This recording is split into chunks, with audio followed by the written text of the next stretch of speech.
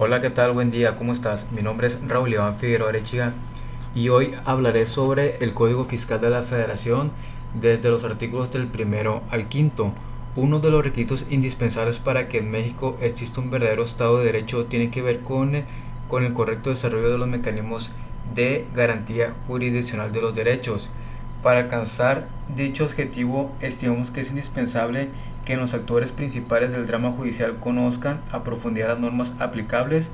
así como la interpretación que de ellas han hecho los jueces federales, incluyendo desde luego nuestra Suprema Corte de la Justicia de la Nación. Y bueno,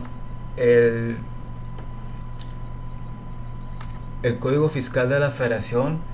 en el título primero de las disposiciones generales capítulo 1, en el artículo 1, nos habla que las personas físicas y las morales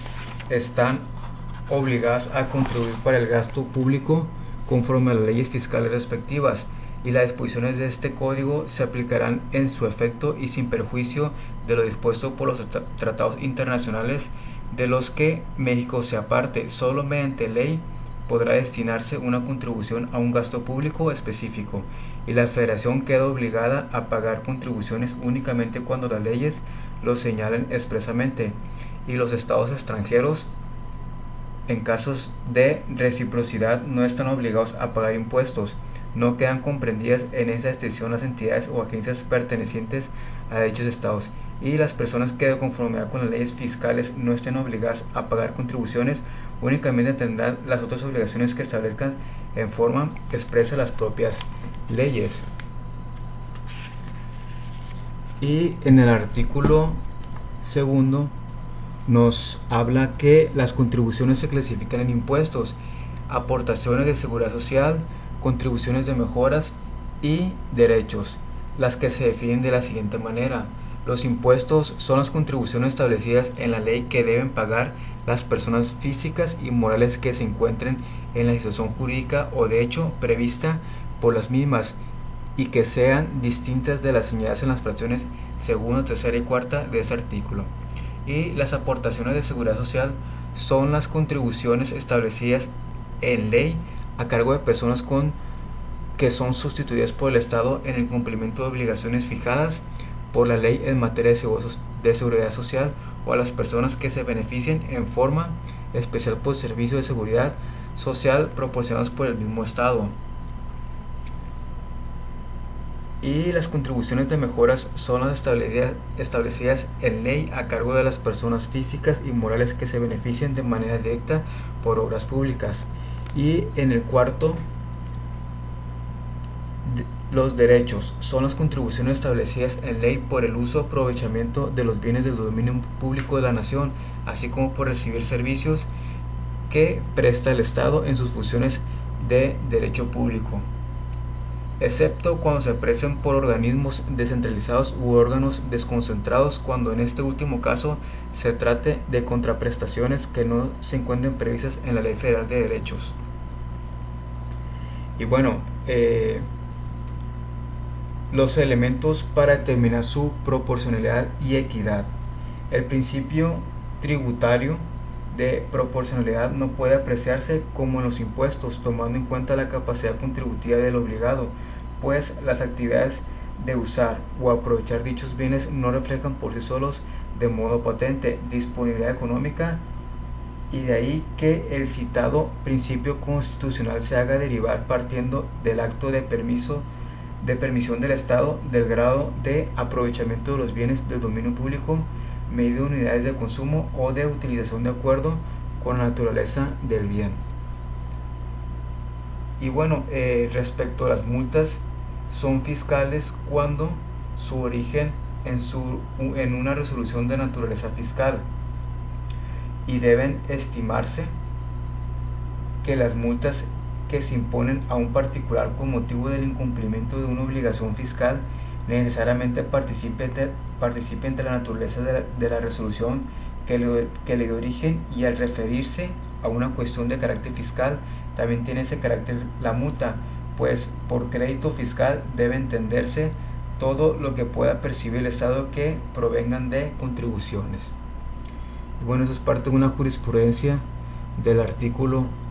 segundo que estamos hablando. Y los recargos son accesorios de las contribuciones, dado que surgen como consecuencia de la falta de pago oportuno de ellos. Esto es para que se origine la obligación de cubrir recargo al fisco, y es imprescindible la existencia de una contribución que no haya sido pagada en la fecha establecida por la ley. De ahí que si no se causa la contribución no puede incurrirse en mora, ni pueden originarse los recargos, ya que estos tienen por objeto indemnizar al fisco por la falta de pago oportuno de contribuciones, mientras que las sanciones son producto de infracciones fiscales que deben ser impuestas en función a diversos factores, entre los que descuellan como elementos subjetivos la naturaleza de la infracción y su gravedad. Y bueno, el artículo tercero habla que son aprovechamiento los ingresos que percibe el Estado por funciones de derecho público distinto de las contribuciones de los ingresos derivados de financiamientos y de los que obtengan los organismos descentralizados y las empresas de participación estatal. Y los recargos, las sanciones, los gastos de ejecución y la indemnización a que se refiere el séptimo párrafo del artículo 21 de este código, que se apliquen en relación con aprovechamientos, son accesorios de estos y participan de su naturaleza. Y los aprovechamientos por conceptos de multas impuestas por infracciones a las disposiciones legales o reglamentarias que no sean de carácter fiscal podrán ser destinadas a cubrir los gastos de operación e inversión de las dependencias encargadas de aplicar o vigilar el cumplimiento de las disposiciones cuya infracción dio lugar a la imposición de la multa, cuando dicho destino específico así lo establezcan las disposiciones jurídicas aplicables. Y son producto las contraprestaciones por los servicios que presta el Estado en sus funciones de derecho privado, así como por el uso, aprovechamiento o enajenación de bienes del dominio privado.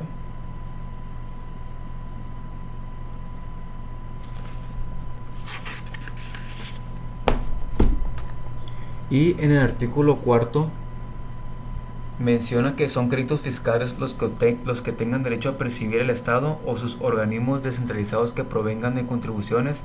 de sus accesorios o de aprovechamiento, incluyendo los que deriven de responsabilidades que el Estado tenga derecho a exigir de sus funcionarios o empleados o de los particulares, así como aquellos a los que las leyes les den ese carácter y el Estado tenga derecho a percibir por cuenta ajena.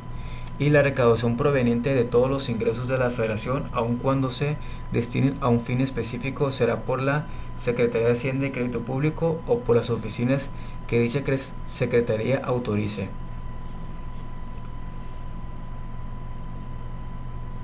Y aquí habrá que los créditos fiscales,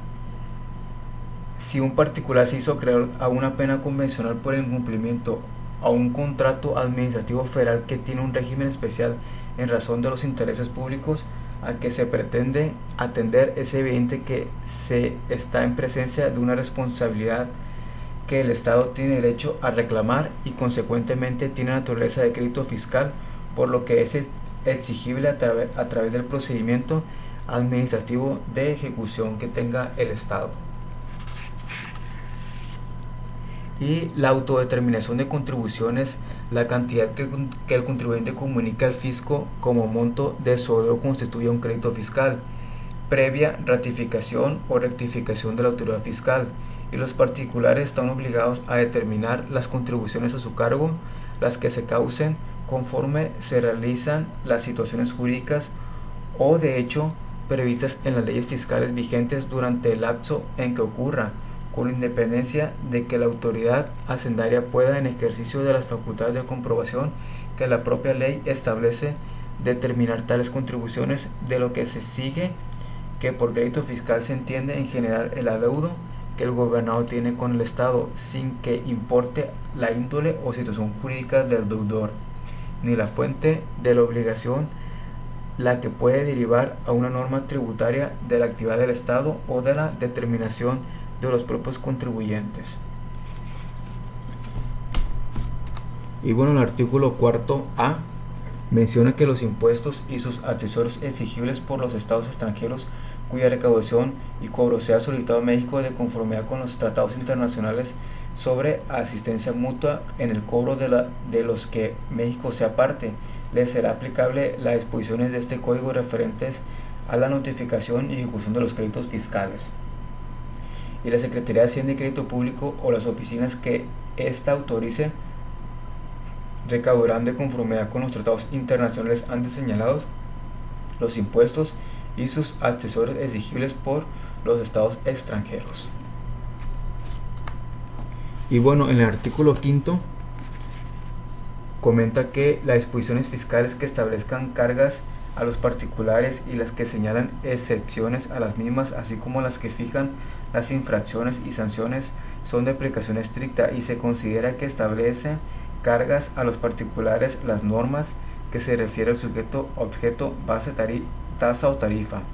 y las otras disposiciones fiscales se interpretarán aplicando cualquier método de interpretación jurídica a falta de norma fiscal expresa, y se aplicarán supletoriamente las disposiciones del derecho federal común cuando su aplicación no sea contraria a la naturaleza propia del derecho fiscal. Y hablando de la supletoriedad del Código Fiscal de Procedimientos Civiles previstas en el artículo 5 del Código Fiscal de la Federación, en el artículo 5 del Código Fiscal de la Federación contempla la supletoriedad de la ley civil para llenar los vacíos legales en que pudiera haber incurrido el legislador fiscal al emitir la codificación rectora de esa disciplina jurídica y cuya aplicación corresponde a las autoridades tributarias, pero no otorga a los órganos jurisdiccionales con competencia delimitada a la materia civil la de conocer y pronunciarse en torno de asuntos eminentemente fiscales.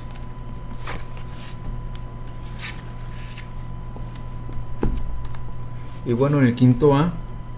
menciona que los actos jurídicos que carezcan de una relación de negocios y que generen un beneficio fiscal directo o indirecto tendrán los efectos fiscales que correspondan a los que se habrían realizado para la obtención del beneficio económico razonablemente esperado por el contribuyente.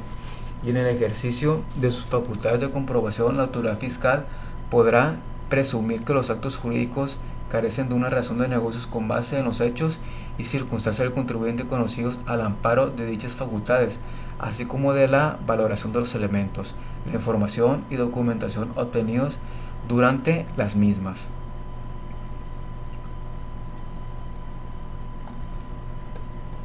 No obstante lo anterior, dicha autoridad fiscal no podrá desconocer para efectos fiscales los actos jurídicos referidos sin que antes se dé a conocer dicha situación en la última acta parcial a que se refiere la fracción cuarta. Y la autoridad fiscal podrá presumir, salvo prueba en contrario, que no existe una razón de negocios cuando el beneficio económico cuantificable razonablemente esperado sea menor al beneficio fiscal. Adicionalmente, la autoridad fiscal podrá presumir, salvo prueba en contrario, que una serie de actos jurídicos carece de razón de negocios cuando el beneficio económico razonable esperado podría alcanzarse a través de la realización de un menor número de actos jurídicos y el efecto fiscal de estos hubiera sido más gravoso. Y se consideran beneficios fiscales cualquier reducción, eliminación o diferimiento temporal de una contribución. Esto incluye los alcanzados a través de deducciones, exenciones, no sujeciones, no reconocimiento de una ganancia o ingreso acumulable, ajustes o ausencia de ajustes de la base imponible de la contribución, el acreditamiento de contribuciones, la recaracterización de un pago o actividad, un cambio de régimen fiscal, entre otros. Y se considera que existe un beneficio económico razonablemente esperado cuando las operaciones del contribuyente busquen generar ingresos, reducir costos, aumentar el valor de los bienes que sean de su propiedad, mejorar su posicionamiento en el mercado, entre otros casos. Y para cuantificar el beneficio económico razonablemente esperado, se considera la información contemporánea relacionada a la operación objeto de análisis, incluyendo el beneficio económico proyectado en la medida en que dicha información esté soportada y sea razonablemente. Y para efecto de este artículo, el beneficio fiscal no se considera como parte del beneficio económico razonablemente esperado, y la expresión razón de negocios será aplicable con independencia de las leyes que regulen el beneficio económico razonablemente esperado por el contribuyente. y los efectos que las autoridades fiscales otorguen a los actos jurídicos de los contribuyentes. Con motivo de la aplicación del presente artículo, se limitarán a la determinación de las contribuciones, sus accesorios y multas correspondientes sin perjuicio de las investigaciones y la responsabilidad penal que pudiera originarse con relación a la comisión de los delitos previstos en este código. Y bueno, este es el pequeño análisis del primer artículo al quinto del Código Fiscal de la Federación. Si tienes alguna duda o comentario, házmelo saber. Y bueno, te deseo un excelente y bendecido día. Se despide tu amigo Raúl Figueroa.